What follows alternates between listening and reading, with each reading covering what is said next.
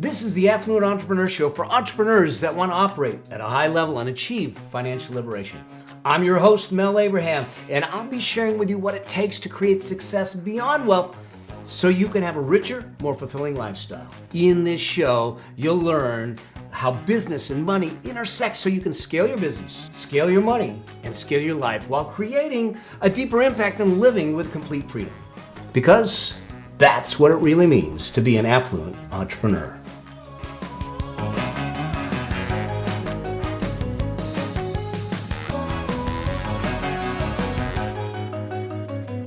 Hey there, Mel Abraham here, and welcome to this episode of the Affluent Entrepreneur Show. And this episode, we're going to talk about something that affects a lot of people.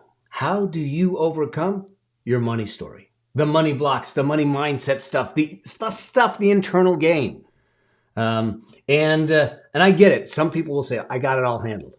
I thought I had it all handled. The fact of the matter is, I didn't.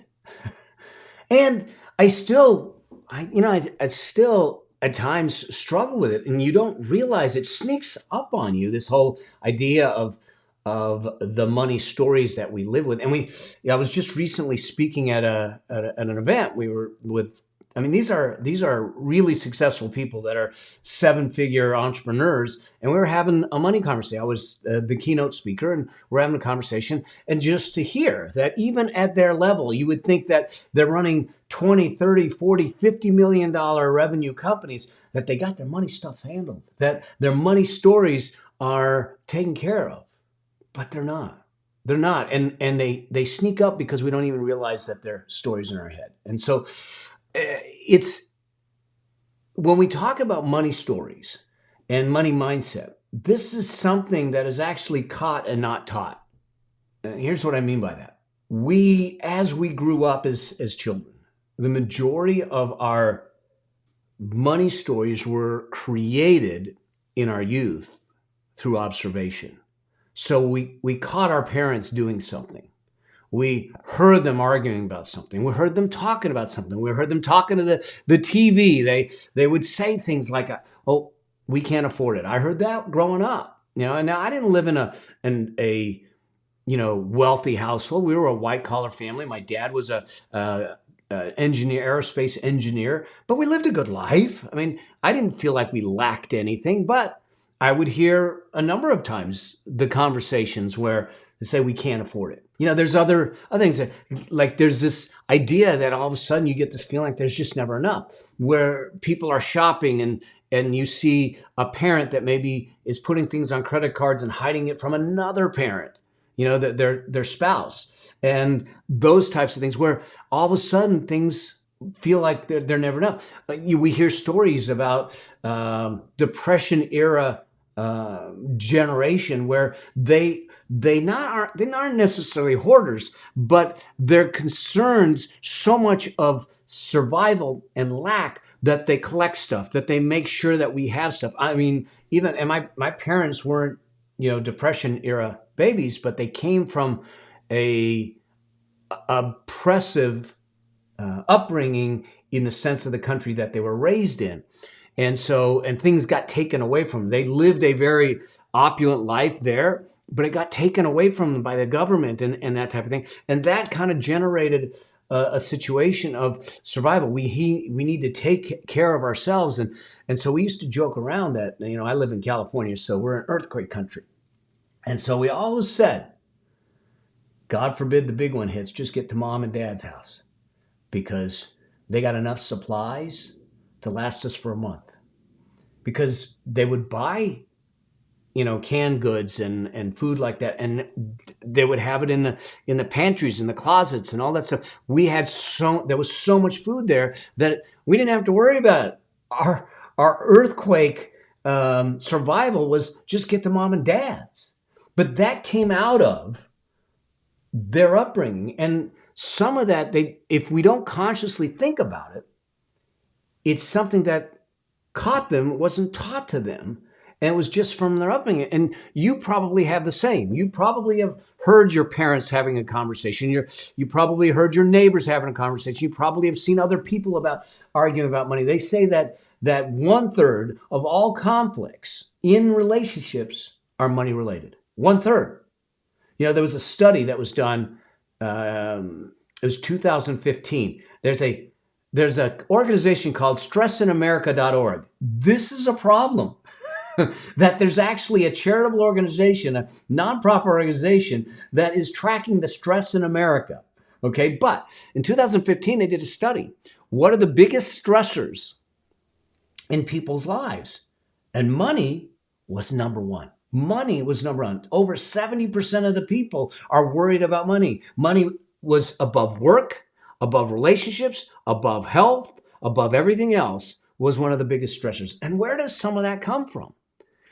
And it comes from some of the money stories that we're dealing with. And so you can look at it. People will sit back and say, look, I don't know where my money goes. I've got a dear friend that I've known for decades who makes a lot of money. I mean, he's made well into the six figures repeatedly in his career.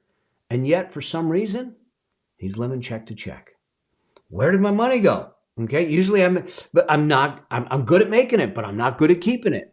All those things are money stories that we tell ourselves, but they're also the stories that we will perpetuate and will continue to perpetuate our money existence if we're not careful.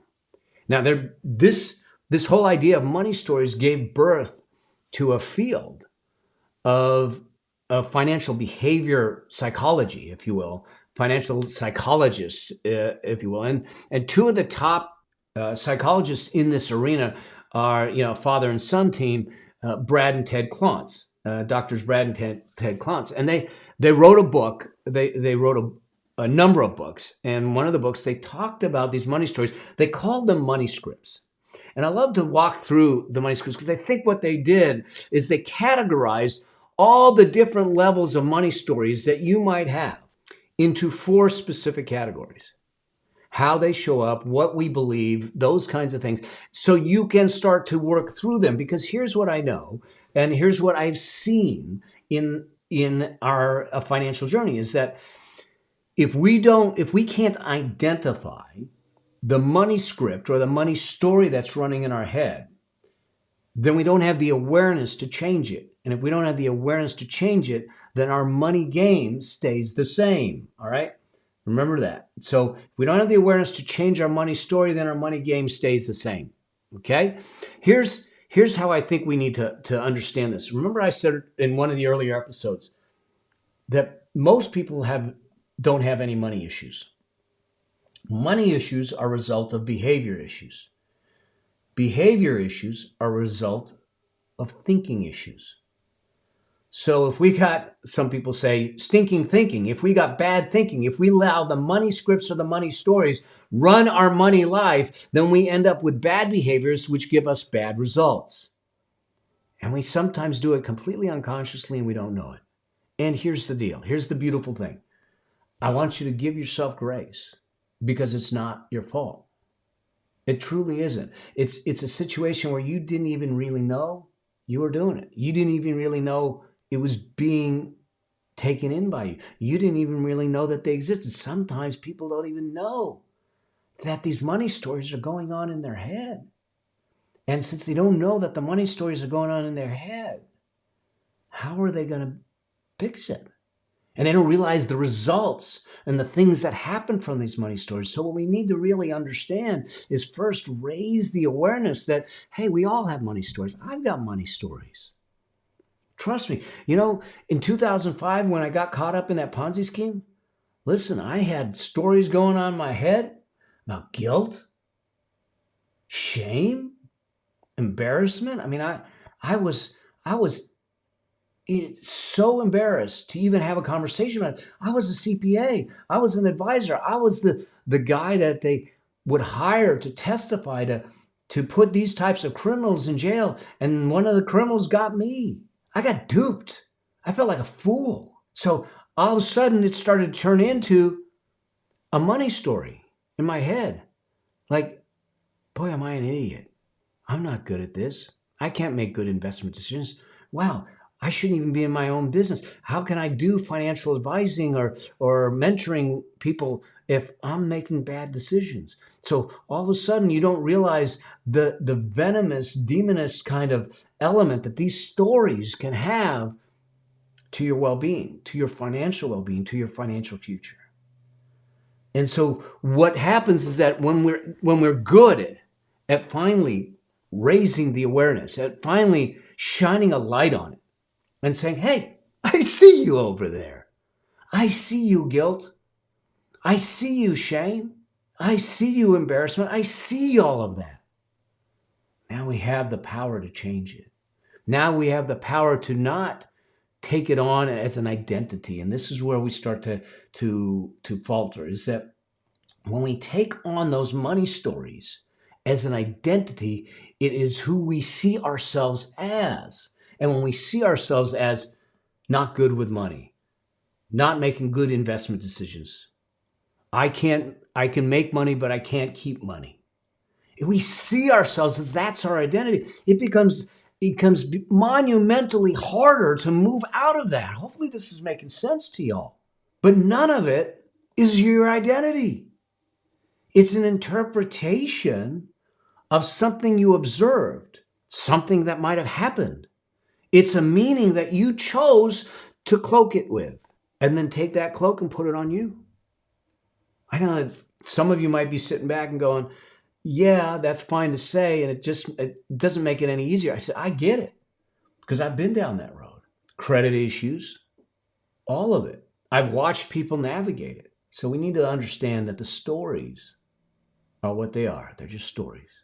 And if I looked at a story, and here's how I would look at this, and we'll talk about the money scripts in a bit here, but if I took a camera and replayed the story, replayed the story in front of the camera, and we filmed it with no sound.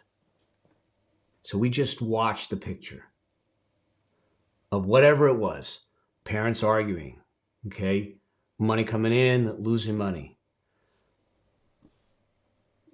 Could we give that story a whole new meaning?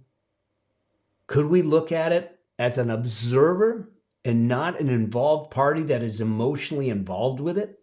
Absolutely we can. And when we step away from it and look at it from an outside perspective, we then can turn around and say, oh, wait a second. The fact is, here's what happened. But the fact isn't, here's who I am. Hopefully that makes sense. When we see it as an observer, we are watching a movie and we're not taking it on as an identity. And so whatever the money story is, however challenging it might be, or it might have been, or maybe it still is, we need to get out of the story ourselves. We can't be a player in the story. We need to step out of it and observe it for what it is and separate the facts from the interpretation. Fact is, I lost 1/3 of my net worth in a Ponzi scheme. Fact is, that criminal, I was going to use a different word, but that criminal stole money from me. Fact is, I chose to give him the money. Fact is, I didn't follow my rules. Fact is, I need to rebuild. Fact is, I built it multiple times before. I can do it again.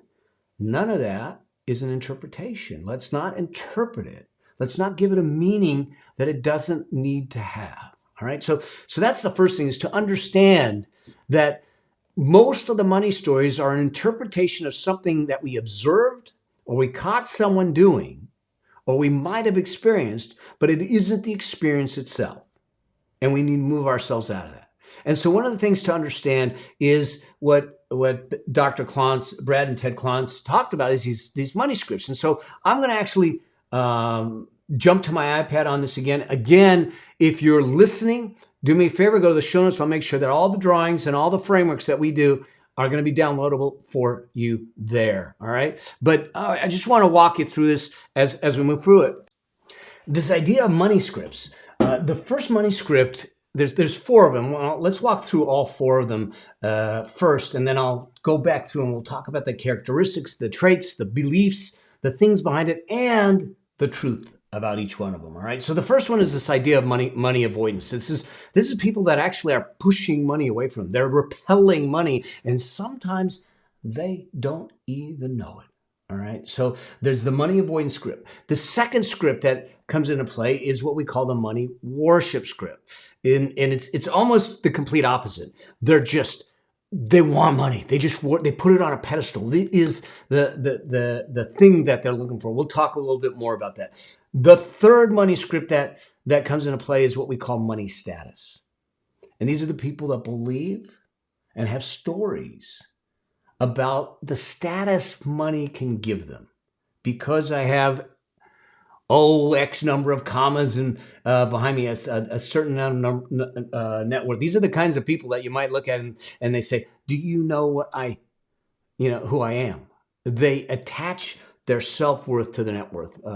Big mistake. And then there's the fourth money script and money story category is what we call money vigilance. What Doctors Klontz, Brad and Ted called money vigilance. These are the savers and everything. So let's dig a little deeper into each one of these. Let's start to understand what's driving them. You might see yourself now. You might see yourself in there. You might see yourself in some of these money scripts. You might see that some of these might be running inside of you. Totally fine. Totally fine. Don't beat yourself up. Don't judge yourself. Don't worry about it. Remember, the idea is to shine a light on the stories that might be impacting the things that you're doing from a money standpoint, because the stories help us create our thoughts. The thoughts will affect our behaviors. The behaviors will create our results. Okay? So let's go back to money avoidance and what that is. So money avoidance, these are the people that what I call them the avoiders. They're the ones that look at money and say it's the root of all evil. Oh my God. The money is the root of all evil, and everyone that wants it, it's only for greed. Now, granted, greed is not a really good trait. Greed gets people to do things that they shouldn't be doing. It gets them to compromise ethics and integrity and thieving. I mean, look at the Ponzi scheme. Okay, that was greed. But here's the other side of that. Okay, I was greedy too. Because I saw a return that this guy promised me. He said, "You're going to get 21% on your money." And I got greedy. I tasted it. He sold it to me. And I could visualize it. I could see it. So I had this story going in my head, what my life would be like. Oh yeah, we just hit the mother lode. We hit something, all right, but it wasn't the mother lode. And money avoiders, the other thing that money avoiders is they have a lot of fear around money, and they have a lot of disgust. They actually fear what would happen if they got money, how they would be looked at because of how they look at it. Now, where did this come from? I mean, they're making money the demon. They're making money the demon. They're saying it's the root of all evil. They're looking at this probably came from something that happened early on in life, or something that happened during your life where someone took money from you. I heard a story. In fact, they tell it in their book. They talk about this story that parents, one of the kids was saving money. The parents weren't really good with money, and the parents went and took the money out of the kid's bank account so they could live. And what the child made that mean is people will take your money from you if you aren't careful, and putting it and saving it doesn't mean anything because people can take it from you. And so what they did is they became spenders. So we don't realize how those things can affect us because we're not paying attention to it. And we just do things and go, "Well, that's just me." No, that's a story you're replaying over and over again. You're allowing it to create the behaviors, and those behaviors are then creating the results. Okay, so hopefully that makes sense. Now, here's the thing. Money isn't the root of all evil. Money isn't just for the greedy. Money serves a purpose. Money makes a difference. Money allows us to get a message out. Money allows us to fund a movement. Money allows us to fund a mission. Money allows us to do research so we can help come come up with other medical advancements, technological advancements, environmental advancements. All that stuff takes money. So it's not about greed. It's about purpose. But here's the real truth behind the money is neither bad nor good.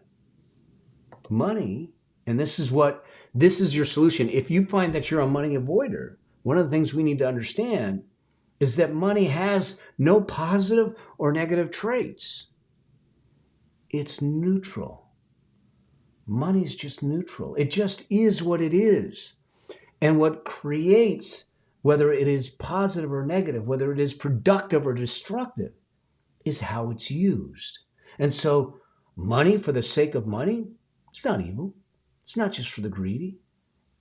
It's a tool, no different than a hammer or a screwdriver. A hammer or screwdriver can create chapels, temples, castles. It can destroy them too. Money is the same way. And so if you find that you look at money through the eyes of an avoider, we need to start understanding where some of those negative traits came from and to realize that those traits are being placed on the money by your story and not the reality, because money's just a piece of paper. It's a coin. It's neither bad or good. So that's the money worshipers. Let's look at the worshipers, the money worshipers. This is kind of the opposite, because they're the ones that say, hey, money is what's going to give me happiness. It's what's going to solve all my problems. The problem is the tendency for these folks is to get on that treadmill. Remember the entrepreneur, the treadmill entrepreneur, to get on the treadmill and run and run and run, because their sole focus is more money, more money, more money, more money, more money, more money, more money. And they think that if they just have more money, more money, more money, problems will be solved, happiness will be solved, everything will be solved, and the way to solve it is with money. Now, wait a second. We all know someone, we've all seen people that realize that money doesn't buy happiness. I know that's a cliche term, but it's a truth. How many people do you know that maybe have a fair amount of money, but they're really not very happy? There's a study that was done 2017 that was done by Harvard. 4,000 millionaires. They did a study. And that study was studying happiness and wealth. And you know, one of the biggest criteria for the millionaire's happiness was how they generated their wealth. It was the journey of purpose that mattered, not the journey of wealth that mattered. See, but the problem is that if we worship money too much, we tend to be workaholics. We tend to neglect everything else for the sake of, is this going to make me a dollar? Is this going to make me a dollar? Is this going to make me dollar, pound, euro, whatever it is your currency is? We get so caught up in just achieving, accomplishing, acquiring, we never think about, is this really what we need? Is this really of a purpose? Because we all know the most important thing, how do we get out of it? If you see that you're chasing money for money's sake, if you start to see this, one of the biggest ways to get out of this, and I'd say this in a lot of my presentations, because it's the principle, it's the very first principle we need to think about, is to know your why. Know your why. Here's what I mean by that. It's important to know your why before you worry about how and how much. See, in 2009, I had a breakup in a relationship. And I just had an aggravating conversation with her best friend. I, being angry, got on my mountain bike, decided I was going to do what most men do. I'm going to ride to the gym and I'm going to work it out. So I get on the mountain bike, and I lived up in the hills at the time, and I'm riding down a hill. I'm on the street, and I'm angry, and I'm pedaling. I'm going downhill, knowing I have an uphill, so I'm going to get going as fast as I possibly can so I can coast up the uphill. And then my shoelace gets caught. And when my shoelace gets caught, I clipped the front brake, didn't realize it. Flipped the bike, came down on my head, ended up unconscious. Ended up unconscious with a grade 4 concussion. I was stuttering. I could barely speak. I had no feeling on the right side. And I remember during the healing process, a dear, dear friend of mine, he is what he had retired at 37 years old. So he was wealthy. He was living his life. He was doing. He says, I'm coming to get you. We're going out for a sandwich." So there I was in my neck brace. He takes me out to this pastrami shop, one of the best pastrami shops in the land. And we're sitting across, when I used to eat pastrami, I don't eat it anymore, but we're sitting across from each other. And he looked at me, he says, "How much is enough?" I go, "What are you talking about?" He says, "How much is enough?" I go, "I have no idea what you're asking me." He said, "This accident you had was a product of the race that you're running, but you don't even know what the race is." He said, you were angry, you were distracted, you were running fast. You just figured if you could just get more, do more, make more, and everything, problems would go away. How much is enough? Because until you know how much is enough, you don't even know where the finish line is. The why is the finish line. The why is what gives it all meaning. And it will allow you to sit back and step back and say, "I don't need to be a workaholic. I don't need to be a money. I don't need to be a spender, because buying material things might give me a momentary pump of feel good, but then it goes away." And so worshipers, we need to be aware of the fact and reattach to our why to move through it. Now, your stories will show up in different ways, but you'll be able to categorize them in most cases in one of these four categories. All right, so let's move over to the status ones. These are the folks that use money as a measurement of their self-worth. They connect their self-worth with their net worth. And so here's what happens. If you think about it, they're like the stock market. When the stock market goes up, they feel good about themselves. And when the stock market tanks, they feel really crappy about themselves. That's not the way to live, because you're on a constant emotional roller coaster of self-worth that is dragging you down, bringing you up, dragging you down, bringing you up. It's like a manic swing, because you've saddled your self-worth in this external object that we already talked about is neutral. It's neither bad nor good. And too often, people that are so focused on money status, they're stuff obsessed.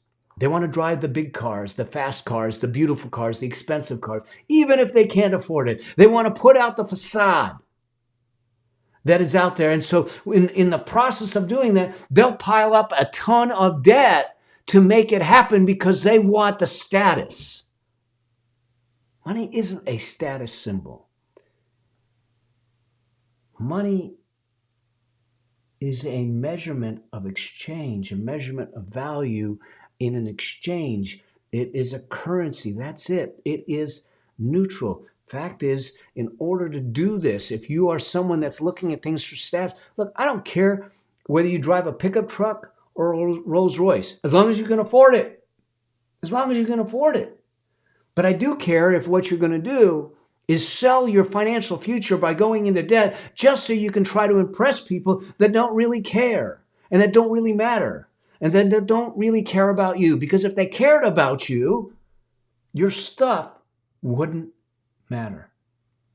So what we need to do, if we're in the status frame of mind, if we're in the status story, we need to think about prioritizing what truly matters.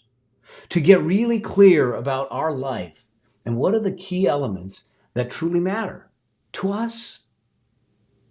To us. Forgetting what everyone else does, because it's really easy, and especially in today's social media world, we're constantly paraded and barraged with people's perfect lives on Facebook, on Instagram, on Pinterest. Look at how beautifully arranged their house and their offices. If you could take a look at my office sometimes, oh my God, my wife would be appalled. I tell her it's a sign of genius, because sometimes it's messy. Life sometimes is messy.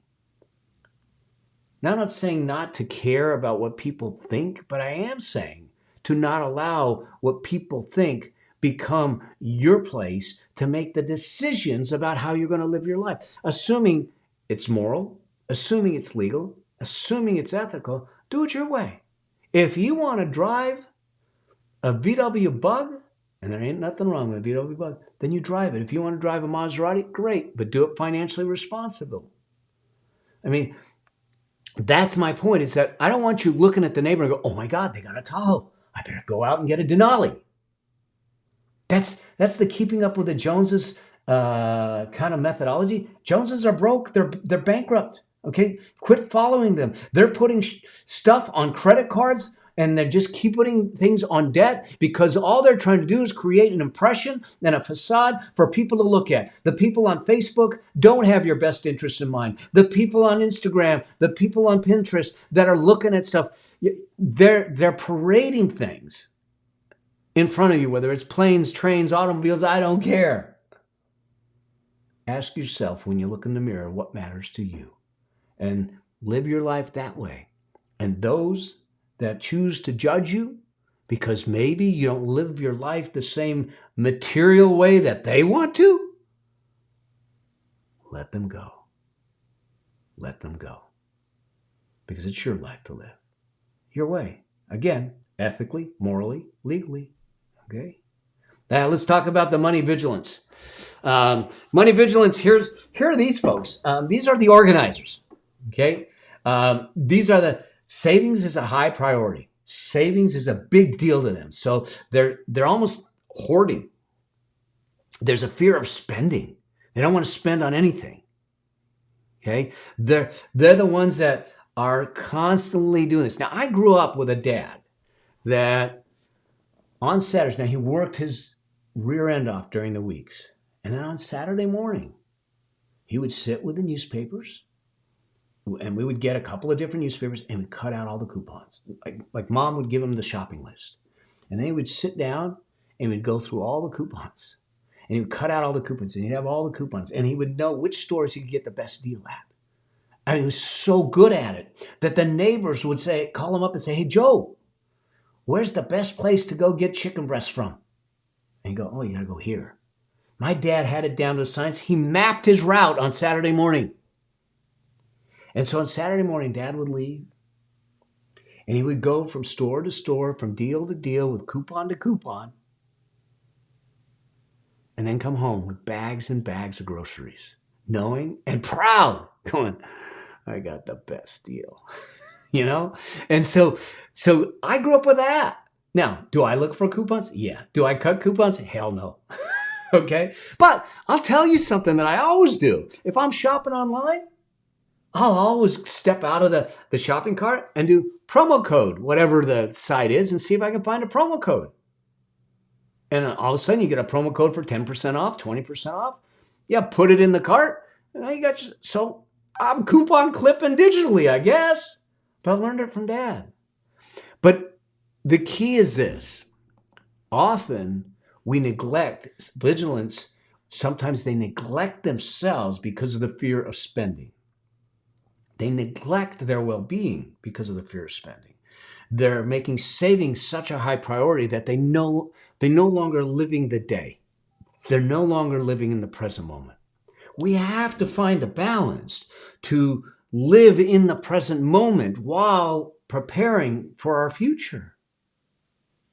Hopefully this is making sense to you. Now, I am an organizer. Saving is a priority. If I was on this, money vigilance is probably one.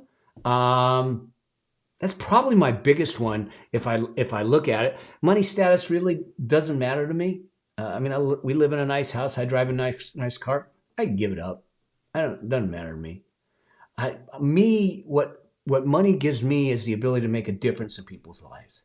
I see it as a tool for that. It gives me the freedom to do the things I want to do. If I want to go speak to a youth group and donate my time to do that, it gives me the opportunity to do that. That's what money does. It buys me my options and my time back to do the things that are at a higher level. Does it allow me to travel and do nice things? Certainly it does.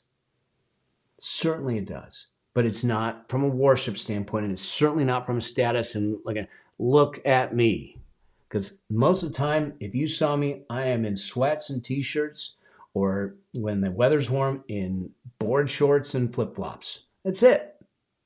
And so I got nothing to prove to anyone other than I'm living my life my way, legally, ethically, morally, and trying to make a difference to other people. So what do we need to do if we find ourselves in that place? Let's find balance.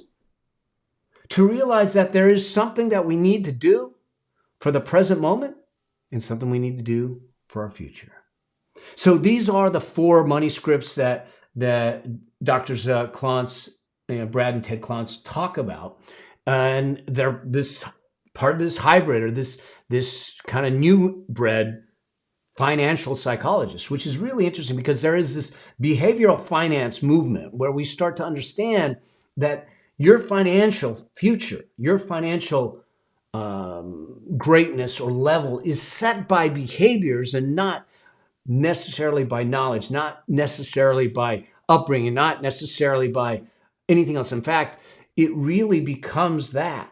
But your behaviors start with your mind. Your behaviors start with your thinking. So hopefully you start to see that this type of thing starts to come into play. These money scripts, these money stories, whatever the stories are in your mind, remember they're interpretations that you put on them because you observed them through a lens and then gave them meaning. And if we would just take the time to move back and say, let me step out of it, look at it as an observer. Let's separate the facts from the interpretations. Let's put the interpretations aside. Let's take the facts and let's look at it for the reality. Money is neutral. It is neither moral or immoral. It's how it's used. Money, we need to know our why, or we'll constantly run. We'll be workaholics. We'll keep going. Money, we need to prioritize what matters. Prioritize what matters. And that way we separate our self-worth from our net worth because they're not connected. And we need to find balance between the present moment and living today and our future and funding a future that gives us financial liberation and affluence for our lives and our generations' lives and beyond. And that's it. That's it. So I hope you found this of value in this episode of value. And if you did, do me a favor, let me know. Send me a DM, send me a comment, put a note in. If you have questions about this or any other episode or anything about money, wealth, business growth, or anything, do me a favor, reach out to me. Let's get you on the show. Let's get the question on the show. Let's make it happen. Let me be your guide to an affluent future. All right. Thank you for joining me on this episode of the Affluent Entrepreneur Show. And I look forward to seeing you, hearing from you, and talking to you in the next episode. Cheers. See you soon. Bye. Thank you for being a part of the Affluent Entrepreneur Show with me, your host, Mel Abraham. If you want to achieve financial liberation to create an affluent lifestyle, join the Affluent Entrepreneur Facebook group at melabraham.com/group. And I'll see you there. Cheers. Bye.